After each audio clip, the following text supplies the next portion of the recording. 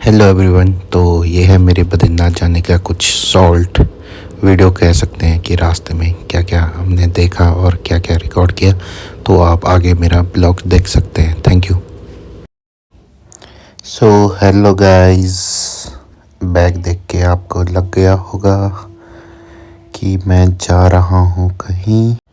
तो मुझे आता है मेरे दोस्त का कॉल और मैं पहुँच जाता हूँ बैग पैक करके पेट्रोल पंप, जहाँ पर हमने भराई नाइट्रोजन और पेट्रोल। तैयार हो गए जाने के लिए। के बाद हम चल पड़े देहरादून से ऋषिकेश की तरफ। और ये सचिवालय से था तो इसकी गाड़ी पे थी रेड बत्ती। और ये घर से बना के लाया था मैं मैक्रोनी, जिसे हमने रास्ते में खाने के लिए किया यूज। और पहुँचते पहुँचते हम पहुँच गए ऋषिकेश, जहाँ पर था बहुत ट्रैफिक। जो इस गाड़ी पे मंदिर है केदारनाथ का, वो बहुत ही सुंदर लग रहा था। और रात को कुछ इस तरह से नज़ारे, मतलब मंदिर कुल मिला के बहुत सुंदर लग रहा था। और रात को हाईवे पर चलते हैं ट्रक तो उन्हें ओवरटेक नहीं कर सकते एकदम से, पर जहाँ पर आपको साइड मिलती है वहाँ पर हमने कर दिया इसको ओवरटेक। अब हमारे आगे था दूसरा ट्रक। इसी तरह से हमने सारे ट्रकों को किया क्रॉस। इसके बाद जो ये रोड है, इस पे इसी तरह से जाम मिलता रहा हमें। जाम तो नहीं कह सकते, पर हम निकलते रहे। उसके बाद हम पहुंच गए थे थोड़ी देर बाद तोता घाटी। उसके बाद कर दिया मैंने फ़ोन बंद, सीधे श्रीनगर पहुंच के किया। श्रीनगर पहुंचते ही मैं पहुंचा अपने दोस्त के होटल में, जहां मेरा दोस्त घोड़े बेच के सो रहा था। दोस्त को मिलने के बाद हम वहां से 2 बजे करीब हम निकले श्रीनगर से अपने रास्ते बद्रीनाथ की तरफ। तो रास्ता पूरा सुनसान ही रहता है रात को, तो चलने में कोई दिक्कत होती है नहीं। उसके बाद दिवाली का माहौल था, तो रास्ते में सभी घरों पे लड़ियाँ भी आपको दिख रही होंगी चमकती हुई। और रात को सुनसान रास्तों पे चलने का अलग ही मज़ा होता है। पूरी रोड आपको खाली मिलती है। और सबसे बढ़िया ये होता है कि अगर कोई गाड़ी आगे से आ रही हो तो उसकी लाइट पड़ जाती है, तो आसानी से आपको पता चल जाता है कोई ऑब्जेक्ट या गाड़ी ट्रक कुछ भी आगे से आ रहा है। हम श्रीनगर से पहुंच गए रुद्रप्रयाग, और यहाँ पर मेरे दोस्त का घर है, तो मैं उसे ढूंढने की कोशिश कर रहा था, इसलिए मैंने ये वीडियो बनाया। और जो उसका घर है, किसी जो ये होटल है उसी के ये जस्ट सामने आपको 3 शॉप दिख रही है, ये उसका घर है। तो मैंने उसको वीडियो भेजा, तो उसने सुबह मेरे को बताया कि ये उसी का घर है। तो उसके बाद हम चलते रहे आगे। फिर हमने रुद्रप्रयाग के लास्ट में पी चाय रुक के, और वहाँ पर लगाया अपना एक बेड, जो भी वो था जिसमें हवा भरते हैं पीछे की सीट पे। तो उसको हमने चाय पीते पीते हमने उस पर भी भरी हवा। उसके बाद अब मैं आपको दिखाता हूँ कैसा मेरा बिस्तर था। तो ये कुछ इस तरह से मैं यहाँ पीछे सोया था तकिया लगा के। और श्रीनगर जो मेरा दोस्त है उसके यहाँ से हम रजाई भी ले आए थे, तो मेरा दोस्त आगे गाड़ी चला रहा था और मैं पीछे आराम से इस बिस्तर में सो रखा था। इसमें इतना कंफर्टेबल था कि कुछ जो बोलते हैं कि गड्ढों का भी पता नहीं चल रहा था। तो एकदम मज़े से। वैसे रात को चलते चलते मुझे नींद भी नहीं आती, मैंने सोचा कुछ ब्लॉग बना लूँ। तो गाइस, ये मैं हूँ, ये मेरा बिस्तर है, और ये मेरी गाड़ी है, ये मेरी है, पर्सनल है। बिस्तर सोने में कंफर्टेबल तो था, पर यह है कि इसमें आप ज़्यादा पैर नहीं फैला सकते, क्योंकि गाड़ी की जो चौड़ाई होती है वो कम होती है। पर यह है कि हाँ, आप आराम से मतलब आराम कर सकते हो बिल्कुल। तो इस तरह से हम चलते रहे अपने रास्ते में। कर्णप्रयाग पहुंचने के बाद हमने ड्राइवर सीट की चेंज, मेरा दोस्त हो गया पीछे। उसके बाद मैंने पकड़ी गाड़ी और रात भर मैंने गाड़ी चलाई। 3:30-4 बजे के बाद से मैंने गाड़ी चलाना स्टार्ट किया था, और 1-2 घंटे की ड्राइव के बाद होने लगी सुबह। तो मैंने सोचा कि एक वीडियो बना लूँ, जो वीडियो इस तरह से बनी। काफ़ी सुंदर लग रहा था रात को, पर ये था कि आंखों में थोड़ा नींद भी थी, क्योंकि सुबह 4 बजे वाली नींद काफ़ी ज़्यादा आती है। पर यह है कि हम 2 थे तो हम अदल बदल के गाड़ी चला ही रहे थे।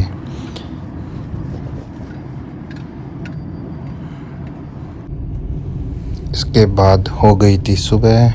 मेरा दोस्त आराम से खर्राटे मार रहा था पीछे और मैं गाड़ी चलाते जा रहा था। और ये जो जगह आप देख रहे हैं ये है चमोली के ठीक पीछे वाली जगह।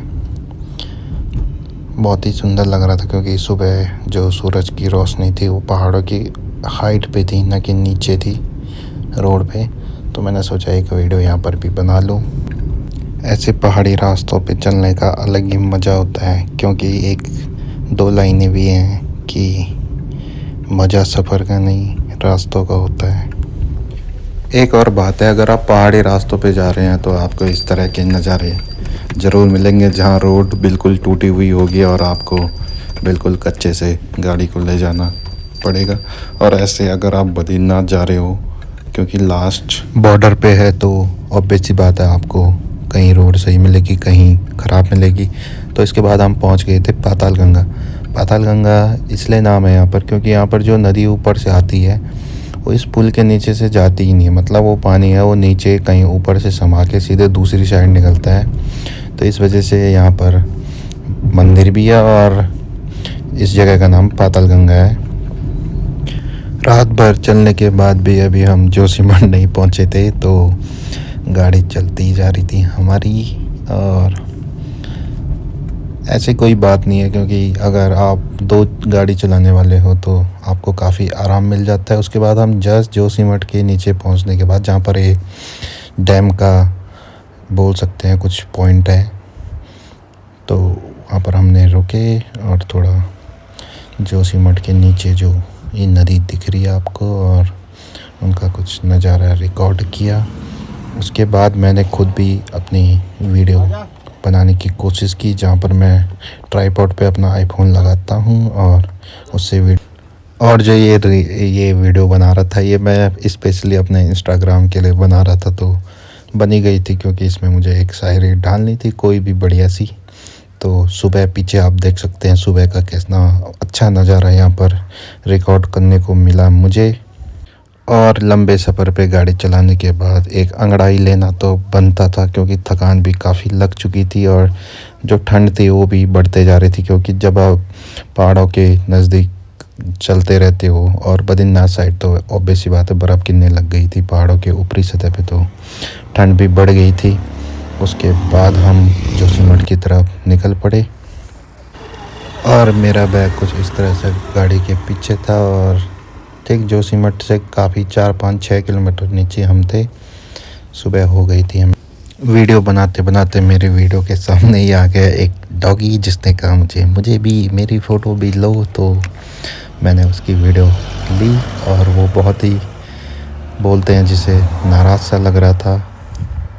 और रास्ते चलते चलते मैंने कुछ इफ़ेक्ट डाल के अपने इंस्टाग्राम के लिए कर ली थी वीडियो रेडी जिसको मैंने चलते जोशीमठ पहुंचने से पहले ही उसको कर दिया था पोस्ट। तो सभी लोगों के मुझे मैसेज भी आ रहे थे कि भाई कहाँ घूम रहा है ये वो सो करके। अगर आप किसी सुंदर ऐसी जगह जा रहे हो जहाँ सबका मन करता हो जाने का तो ऑब्वियस सी बात है हर कोई आपको मैसेज करेगा कि भाई कहाँ है। तो मैंने सबको बता दिया था कि मैं बद्रीनाथ जा रहा हूँ क्योंकि कपाट बंद हो रहे थे दूसरे दिन तो सोचा कि मंदिर में भगवान के दर्शन कर लूँ। अगर आप जोशीमठ गए हो तो रास्ते में आपने इस सुंदर से झरने को देखा होगा जहाँ पर हर कोई रुक के फ़ोटो खिंचाने के लिए रुकता ही है और हम भी वहाँ पर रुक गए और एक वीडियो बना के मैंने भी किया अपना काम ख़त्म। गाइस ये मेरा दोस्त है, अगर ये हमेशा ऐसे ही मेरे साथ रहा तो बर्बाद होने में सिर्फ 2 महीने लगेंगे। 2 महीने बस, 1 महीना खुद ही बोल रहा है। और एक दिन तो घर से देश निकाला करने के लिए एक घर से मैं इसकी वजह से बाहर होऊंगा। ये मेरे को कहाँ ला रखा है दिखाता हूँ तुम्हें। ऐसी जगह ला रखा है, अब तुम बताओ ऐसी जगह के लिए घर से बाहर निकलना सही नहीं होगा? बहुत बढ़िया होगा। पर जाम देखो गाइस, जाम का कोई वो नहीं है, तोड़ नहीं है यहाँ पर। और ये हम पहुंच चुके थे जोशीमठ जो मार्केट था उसको क्रॉस करके हम नीचे आ चुके थे। नीचे जो पुल की तरफ जो रोड जाती है उसमें हम पहुंच चुके थे। और यहाँ पर क्योंकि गाड़ियों ऑब्वियस बात है मार्केट छोटी है रोड छोटी है तो गाड़ियाँ एक के पीछे एक ही चलती है, तो आपको टाइम भी लग जाता है चलते चलते। तो ये है जोशीमठ का पीजी कॉलेज। हालांकि मुझे भी इतना पता नहीं था, बोर्ड देख के ही मैं बता रहा हूँ आपको।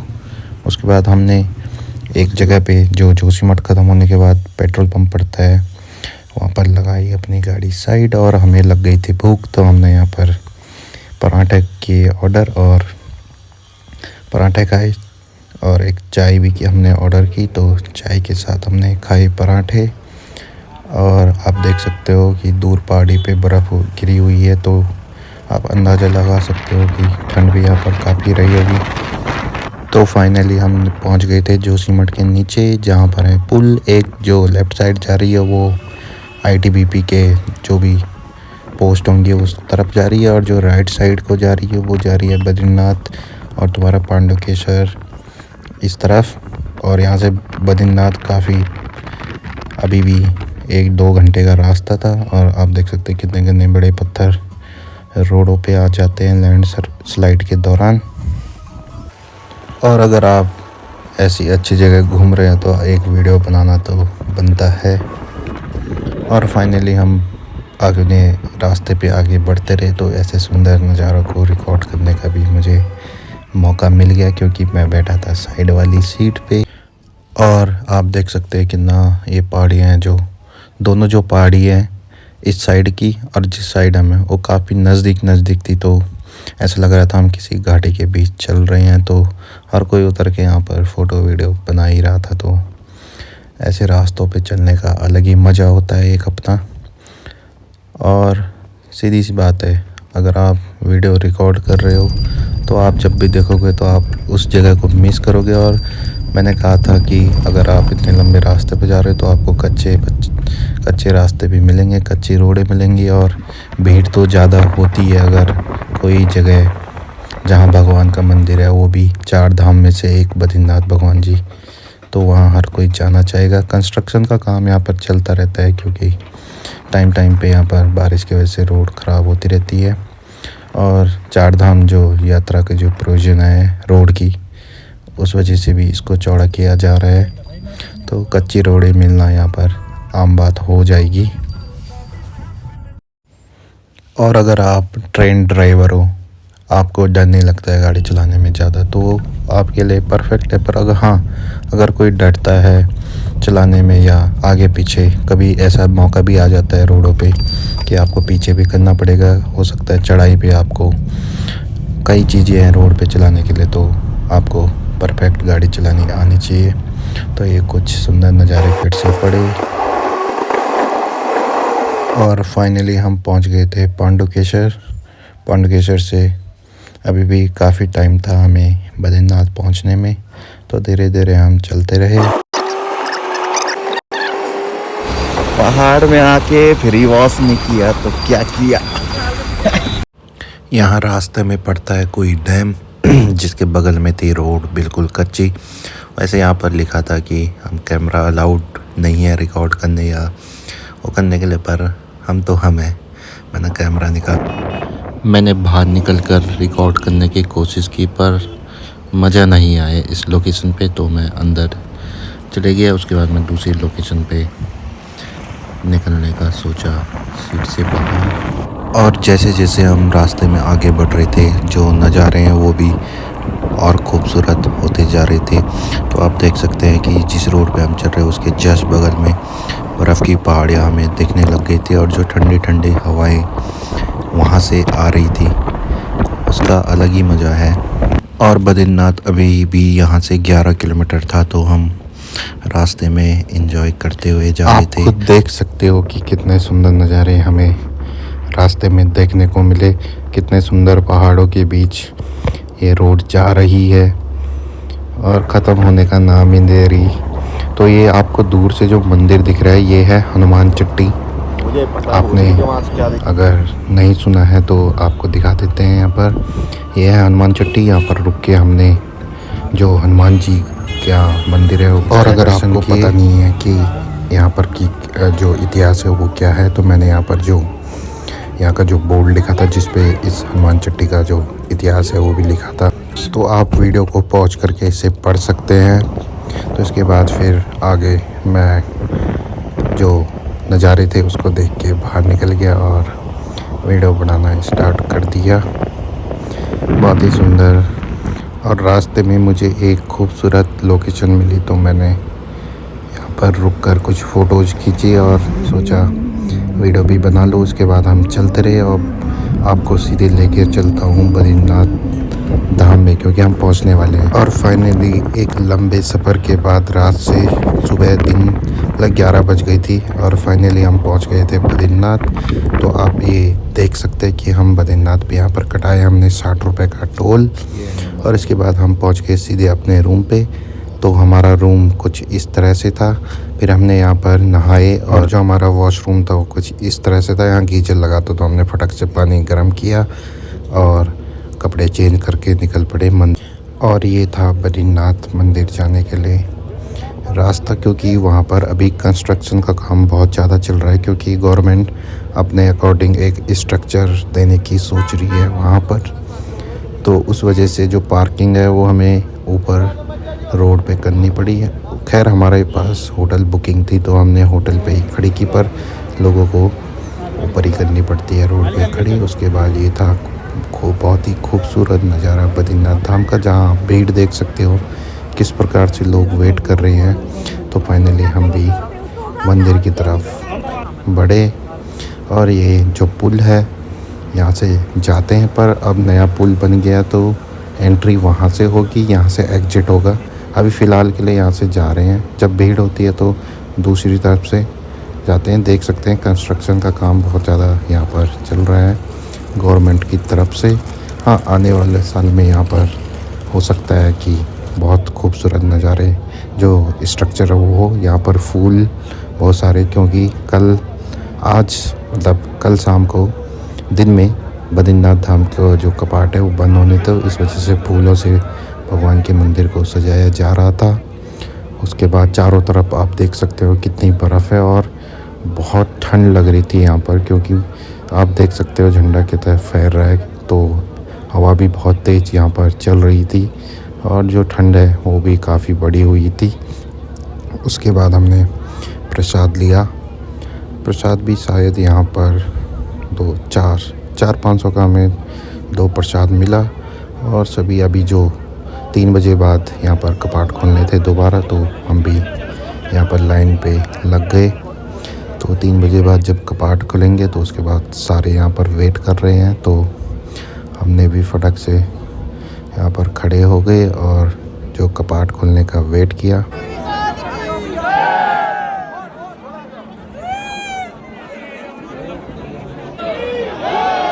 और जो ये बद्रीनाथ के पीछे का जो नज़ारा ये है नर, और जिस तरफ बद्रीनाथ भगवान का जो मंदिर है वो है नारायण। तो दोनों पर्वत आमने सामने हैं। लोग यहाँ पर वेट कर रहे थे कि कब कपाट खुले और वो भगवान जी के दर्शन करें। तो इसी बीच मैंने सोचा कि ज़रा चारों तरफ की वीडियो बना ले। तो कपाट खुल गए थे, लोगों ने अपने फ़ोन स्टार्ट कर दिए वीडियो बनाने के लिए। तो इस तरह से कुछ भीड़ थी मंदिर के अंदर। सभी लोग वेट कर रहे थे अपनी अपनी बारी का, और जो लोग नीचे थे वो अपनी फ़ोटो खींचने में थे व्यस्त। तो हम भी भीड़ के बीच में खड़े हुए थे दोनों। तो फाइनली हमने जो बद्रीनाथ धाम के जो दर्शन थे वो कर लिए थे, क्योंकि वहाँ पर 4 सेकंड का मौका भी आपको दर्शन के लिए नहीं मिलता, धक्के बहुत देते हैं। तो ये बद्रीनाथ भगवान के जो घर जो है वहाँ के अंदर साधु बैठे थे जो टीका लगाते हैं, और यहाँ पर लोग मंदिर के लिए अंदर जाने के लिए लाइन लगाई हुई है। तो हम दर्शन करके आ गए बाहर। उसके बाद मैंने चारों तरफ का जो नज़ारा था उसको भी कर लिया रिकॉर्ड। उसके बाद हम चल पड़े माना की तरफ। तो ये वीडियो हो गया है लंबा। तो जो सुबह मैंने दर्शन किए थे भगवान के, उसकी वीडियो आपको दिखाऊंगा, और जो माना जाने की वीडियो है वो मैं आपको नेक्स्ट वीडियो में बताऊंगा। ये वीडियो बद्रीनाथ धाम के दर्शन करने के बाद का है। अब मैं आपको सीधे सुबह का वीडियो दिखाता हूँ। और सुबह उठ के मैं आया बद्रीनाथ धाम की तरफ दोबारा, तो देखा कि यहाँ पर दर्शन के लिए फिर से वैसी भीड़ थी जैसे कल थी। तो मैं भी दर्शन करने के लिए निकल पड़ा।